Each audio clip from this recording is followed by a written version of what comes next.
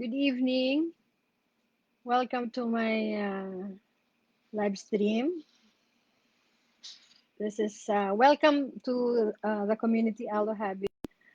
This is Coach Monette, and this is pagpasensya niyo na. This is my first time to really go live, and I'd like to share with you some management tips based on my personal experiences. I'm actually 60, and 3 years ago, and let me start by uh, telling you about my journey. Before I reached the age of 60, marami na ako nararamdaman. I was overweight and I was seeing my doctor and the doctor said na if I don't change my lifestyle or my eating habits, if I didn't do anything sa system ko, I would eventually be starting to take maintenance medicines, no? Karamihan ng mga taong yan ang age are actually already or 60 and up are already taking maintenance medicines. And sabi ko sa sarili ko, ayoko mag-maintenance medicines. I want to make that lifestyle change. And I started with a weight of 68 kilos. And actually, I've maintained my ideal weight gain of 55. I'm now 55 kilos. So this live stream is just about my journey, and I just hope that the followers here can learn from it, no? Meron kayong mapulot na habang stay-home moms tayo, or kahit hindi kayo moms, those who are struggling to lose weight, no? And yung maiwasan yung mga yo-yo diet na nag-crash diet ka and then all of a sudden you gain the weight. We'll try to avoid that, no?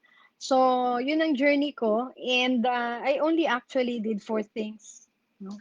So, I'll make this quick. So, four tips and four things I did sa aking transformation journey. And that's also the reason why I set up the Halo Habit page on Facebook.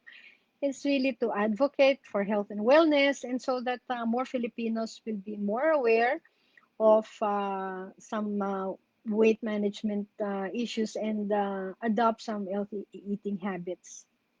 So how did I start? No, when I saw that I was already obese and I was hypertensive, I was pre-diabetic.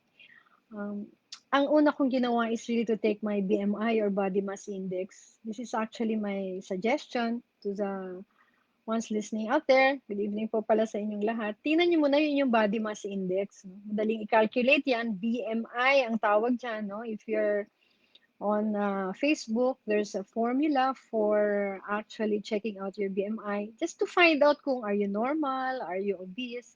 Dahil any weight loss journey, kailangan may end goal tayo. And what better way to look at your end goal, um, but also to look at your starting weight, no? So, as I said ako, I weighed 68. So, ang una ko talagang ginawa, and this is really the highlight of the sharing, is I to do a complete detox, no?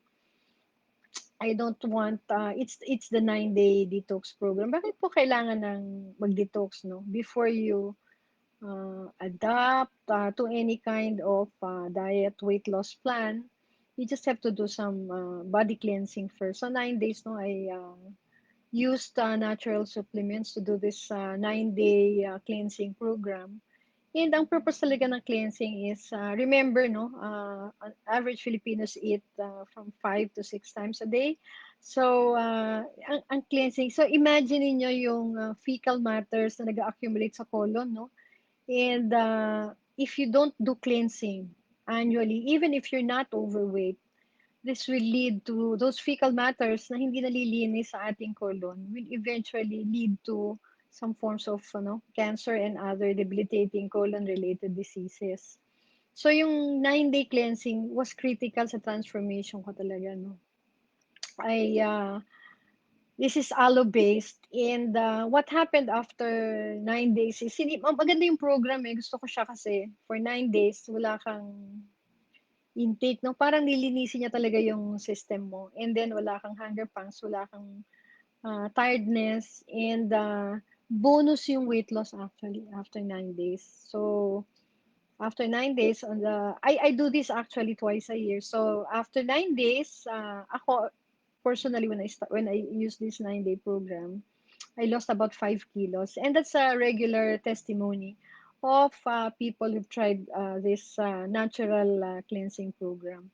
So what do you do after 9 days? No, maganda may matitira pa dun sa 9 day program na yun. You can also continue taking it, but what you do after the 9 day program is also as important as the 9 day program.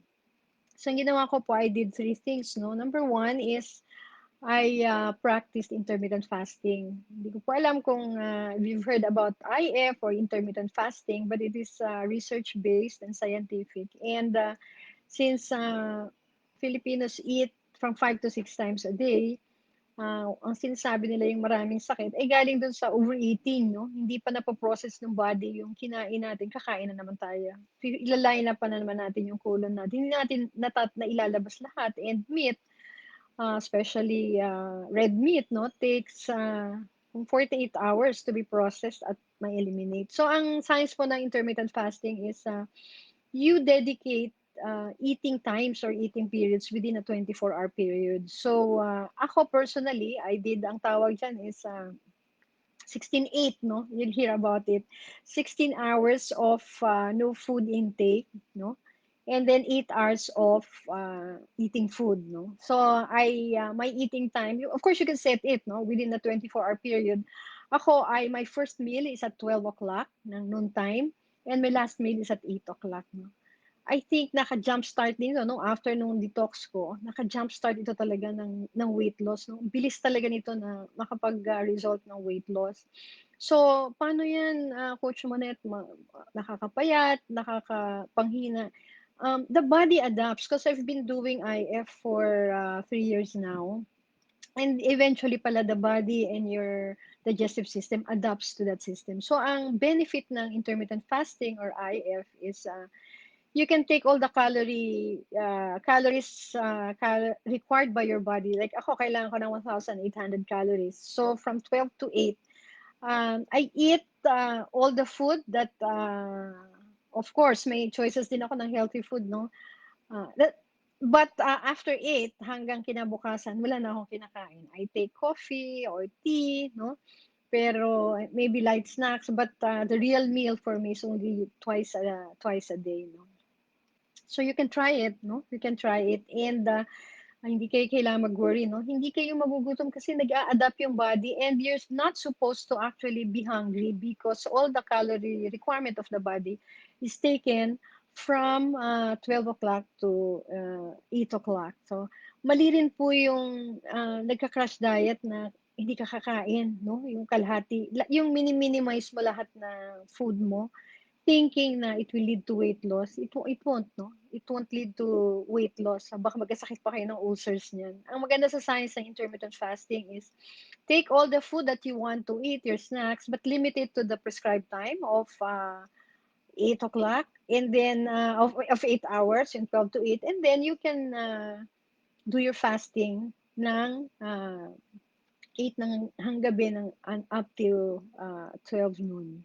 Okay? So, that's after detox, you do your IF. And then, nag-shift din ako, yung lifestyle change. So, mahalaga rin ito, no? Because my body has adapted also to aloe vera-based supplements, no? I also changed my eating habits, no? The type of food that I eat, no? Ang, aside from COVID ngayon, ang isa sa mga causes of mortality and morbidity in the Philippines, ang taas din ng incidence of hypertension and diabetes, no? And that's all because of the food we eat. Di ba sabi nga nila, you are what you eat, no?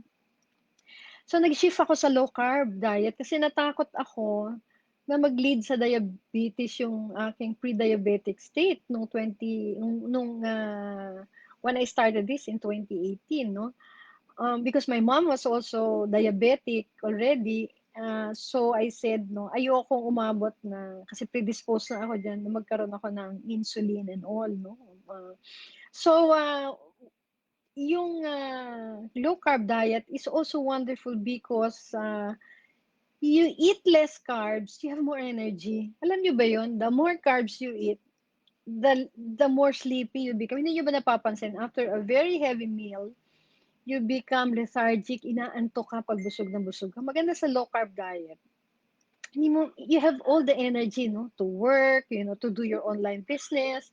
And of course, I take 15-minute naps, but you're energized when you take a low carb diet. No? So, ano ang typical meal ko? No? I stay away from rice actually. No? So, but I eat a lot of vegetables. You can eat anything no? Sa low carb diet. Iiwasan mo lang yung the deadly whites na sinasabi nila, yung flour, sugar, no? Iniiwasan ko yun, no? And I take, if at all, no, nagka-carbs ako, complex carbs, no? So, it's okay to eat mga saba, gano'n, no? It's okay to eat kamote, no? But I really stay away from rice kasi yung rice nga nagpo-produce ng sugar and insulin or mga white breads. And pag nag-spike yung sugar mo, and it will lead to diseases related to diabetes. So, nag-adapt ako ng low carb diet. So, nag-IF na ako, nag-low carb diet ako. Try nyo po, no? I had to really, give, parang, I had to give off eating mga paborito ko, no? I'm sure siguro baka paborito niyo mga pansit, tinapay, mga junk food snacks. Yan talaga nung first 3 months ko dito, no? After my cleansing, nag-strict low carb diet ako. I had to forget the the things that I love most. And I realized, yan palang mga, pagkain na rich in trans fats, no? Yung mga junk food, processed food, no? Yung mga delata, it adds to your visceral fat. And ang visceral fat, yan yung fat na lumalabas sa ating waistline at saka sa ating mga arms, no? So if you cut that, no, makikita nyo, after a month of really shifting to your low carb diet, papayat talaga kayo. Sa ayaw nyo sa gusto, papayat talaga kayo. I've shared this to so many friends and sobrang thankful nila because after really adapting to a lifestyle of low carb and low sugar diet, mas umokay yung pakiramdam nila. And yung mga diabetic eventually will actually be able to manage, no? Uh, the spike in sugar, no? And of course, yung aloe vera supplements ko, and I never go without it, no? Because yun yung regular cleanser ko naman sa katawan.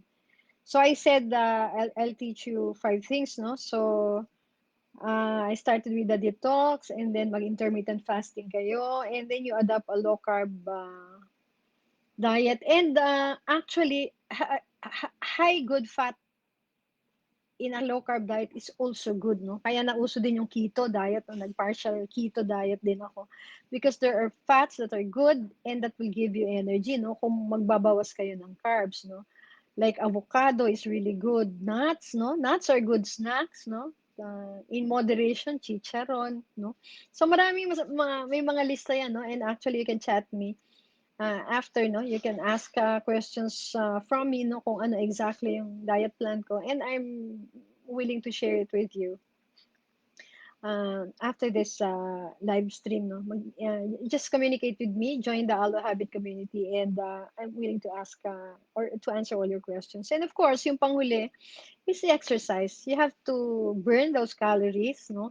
And you have to have ang exercise talaga primarily. Well, for people na nasa 50 and up na, exercise won't really, exercise is good, but it's not enough to make you lose weight. Minsan yun po ang myth eh. That's why minsan kahit na buong araw ka sa gym, you do your high intensity exercise, mag-tumbling kayo ng high intensity exercises. But if you don't eat correctly, no, yung correct combination of vitamins and nutrients of food, if you don't eat it, you will not achieve your desired weight loss. No? So ako, yung low intensity exercise ko, so I do low intensity exercise, no, is actually a 15 to 20 minutes a day lang, no. You can do walking.